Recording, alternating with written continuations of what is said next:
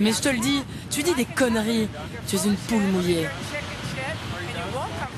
Avec une dizaine de ses amis, elle est bien décidée à perturber la soirée.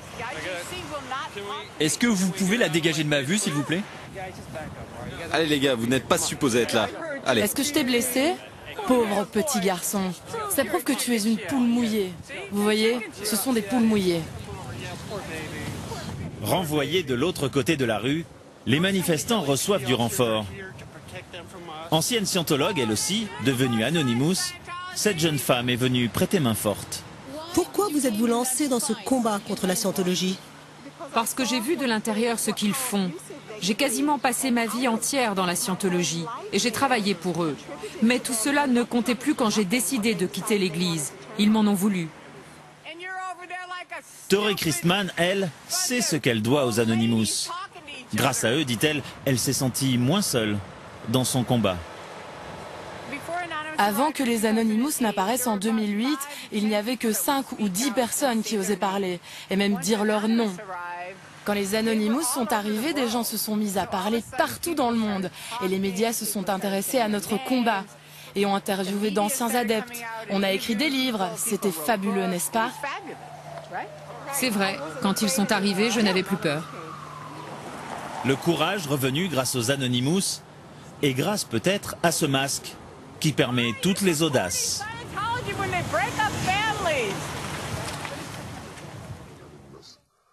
Cet homme est un ancien Anonymous. Il accepte de parler de ses camarades, mais masqué, toujours. Car selon lui, c'est de là que vient la force du mouvement. Pour les adversaires d'Anonymous, l'anonymat, c'est une manière de se protéger. C'est vrai. Mais au-delà de ça, le fait de se créer une fausse identité vous donne une liberté de parole totale. Et cette expérience-là de la liberté de parole totale, dans un monde qui est très censuré, est une expérience très forte. Et ça fait de l'anonymat pas seulement un moyen de protection, mais aussi un moyen de s'exprimer autrement, de ne plus avoir peur de la manière dont on va être jugé par ce qu'on a dit, telle ou telle chose. Ça donne du courage et ça donne de la liberté. Fort de ses premiers succès, les Anonymous vont alors se lancer dans d'autres combats.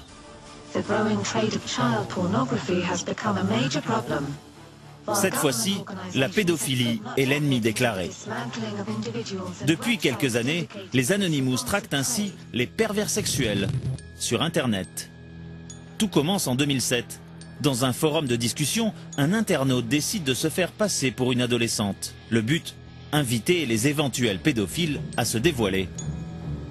Et ça marche. Cet homme, un Canadien de 53 ans, engage la conversation. Conservé par les Anonymous, voici les captures d'écran de cette discussion. J'aime les hommes plus âgés. Et moi, j'aime les filles jeunes comme toi. Plus loin, il ajoute: Tu as de beaux seins pour une fille de 13 ans.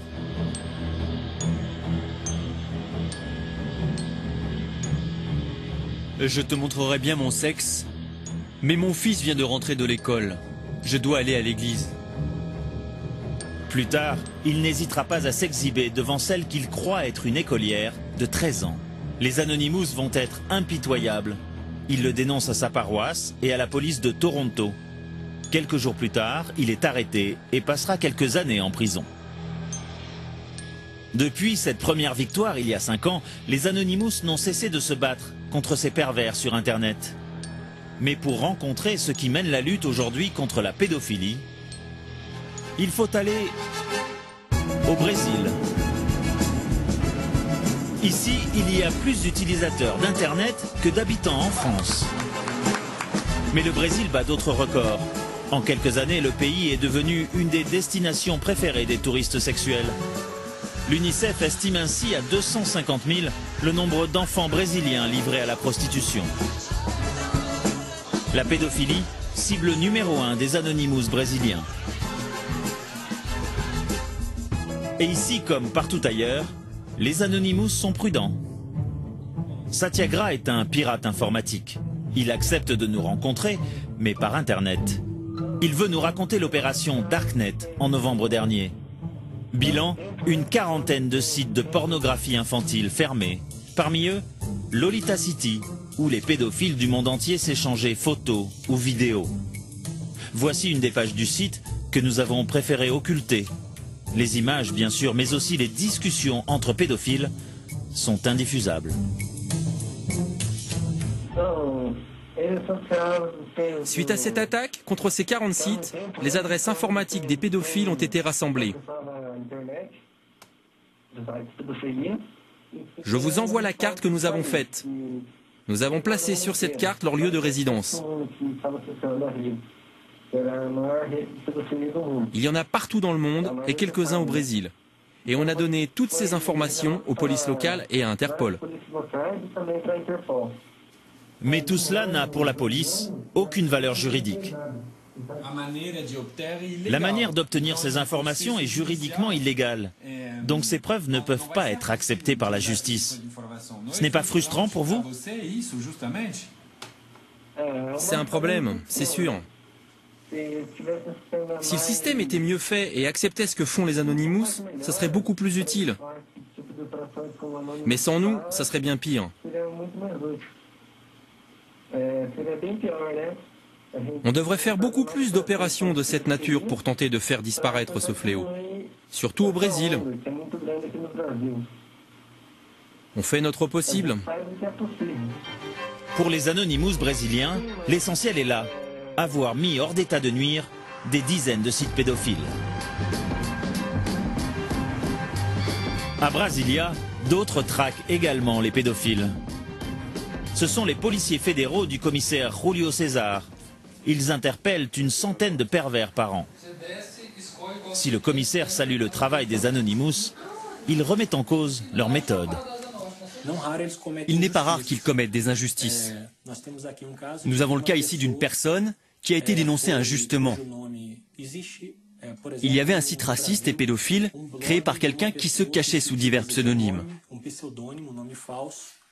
Et plusieurs hackers, dans le but de jeter l'opprobre sur cette personne, ont révélé un nom et une adresse. Sauf que ce n'était pas le bon coupable. Cette personne n'avait rien à voir avec ce site pédophile et raciste.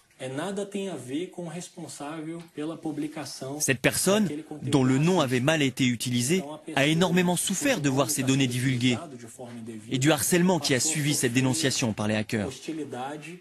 Car elle n'avait vraiment rien à voir avec ce site pédophile. Pourtant, elle a été la victime dans cette histoire. Quelques étages au-dessus, les policiers d'un autre service s'intéressent aussi aux Anonymous. Mais pour les traquer cette fois. Voici l'unité de répression des crimes cybernétiques. Les hommes du commissaire Sobral pourchassent les criminels sur le net, comme les fraudeurs à la carte bancaire. Ils les suivent à la trace informatique. Et ils utilisent la même méthode pour surveiller les Anonymous. On veut démontrer qu'il est possible de les identifier. Personne n'est anonyme. Ça n'existe pas. On laisse toujours une trace. Même s'il est difficile à trouver, il y a toujours un chemin qui a été parcouru. Et notre défi, c'est d'arriver à parcourir ce chemin à l'envers. C'est à cela que l'on s'entraîne. Un entraînement, pour l'instant, car la législation brésilienne ne prévoit pas encore de peine pour ceux qui bloquent des sites, comme les Anonymous. Mais cela devrait changer très bientôt. Le Brésil se prépare à recevoir de grands événements à partir de cette année. On va avoir le sommet des Nations Unies sur le développement durable, la Coupe des Confédérations, les Journées mondiales de la jeunesse, la Coupe du Monde, les Jeux Olympiques en 2016. Ce qui fait que notre unité, avec le gouvernement, l'armée et les services secrets, nous travaillons tous pour que rien ne vienne perturber le bon fonctionnement de nos systèmes avant, pendant et après ces événements. Désormais considérés comme une menace potentielle, les Anonymous se savent surveillés. Pourtant, au Brésil, aux États-Unis, en Europe ou partout dans le monde, ils sont sortis de l'ombre pour se lancer dans un autre combat. Leur nouvel adversaire, les géants de l'industrie de la culture, qui viennent d'avoir la peau de Mega Upload. Un site internet qui permettait d'échanger facilement films ou musique piratée. Un site qui n'hésitait pas à embaucher les plus grandes stars de la chanson et du cinéma américain pour faire sa promotion. Et voici le créateur du site, Kim.com, de son vrai nom Kim Schmitz, accusé d'avoir spolié l'industrie du cinéma et de la chanson. Il est interpellé en Nouvelle-Zélande où il vit dans une des plus belles demeures du pays, une des plus chères aussi, estimée à 18 millions d'euros. Tous ses biens sont saisis, un hélicoptère, des voitures de luxe et 11 millions de dollars en cash. Sur l'acte d'accusation du FBI, entre autres, racket, blanchiment d'argent et violation du droit d'auteur. Ce jour-là, après 31 jours de prison, il est enfin libéré. Je veux juste rentrer voir ma famille. Merci. Kim Schmitz risque 20 ans de prison. À des milliers de kilomètres de là, à Bangkok, un ancien employé français de Mega Upload est au chômage technique, comme il dit. Lui n'a pas été inquiété par la justice. Il connaît bien Kim Schmitz, invité à toutes les fêtes dans la maison en Nouvelle-Zélande. Emmanuel Gadex est un ami de longue date du patron de Mega Upload. Voilà, ça c'est chez lui avant son arrestation, mais ils ont tout viré à l'intérieur de la mansion. Je suis passé là il y a quelques semaines, ils ont enlevé tout le mobilier, même les lustres, la moto, tout ça, tout a été viré par tout a été en fait enlevé par les autorités. Il reste juste les poissons dans la cuisine. Aujourd'hui encore, l'ancien directeur technique de Mega Upload ne comprend pas pourquoi les autorités se sont attaquées à leur site en particulier. Il y a des dizaines, peut-être même des centaines de sites qui offrent ce genre de service d'hébergement. Il n'y a rien de spécial à offrir de l'hébergement sur Internet. Tout le monde en a besoin. Tout le monde a besoin d'échanger des fichiers, des données, des films, des vidéos, tout quoi. Alors, pourquoi selon vous s'être attaqué d'abord à Mega Upload ? Parce que c'était le plus gros et puis parce que la nature de son dirigeant, Kim.com, est quelqu'un d'assez flamboyant. C'était la victime parfaite, délit de sale gueule. C'était génial pour les autorités. Kim Schmitz, le fanfaron, qui devient ce jour-là le champion du monde d'un célèbre jeu vidéo. Kim Schmitz qui a peut-être manqué de discrétion aux yeux de l'industrie du cinéma. Les dirigeants de MegaUpload.com sont accusés d'avoir soustrait plus de 500 millions de dollars de manque à gagner à l'industrie culturelle, notamment à Hollywood.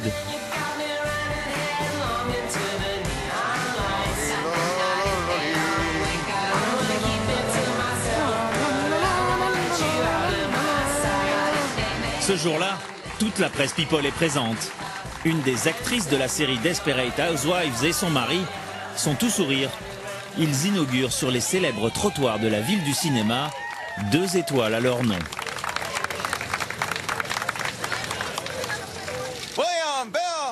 Desperate Housewives est une des séries phares de la télévision américaine. Un succès planétaire qui en fait aussi une des séries les plus téléchargées illégalement. Alors pour ces stars d'Hollywood, entre cette récompense et la fermeture de Mega Upload, c'est un grand jour. Le piratage est un problème, on est tous touchés. 5% des acteurs réussissent à vivre du métier. Les autres vivent au jour le jour, au cachet, et ceux qui piratent portent atteinte à leur niveau de vie. Le fait qu'ils aient fermé Mega Upload, c'est quelque chose de positif pour vous? Oui, c'est positif. C'est du vol. Appelez ça comme vous voulez, mais voler, c'est voler.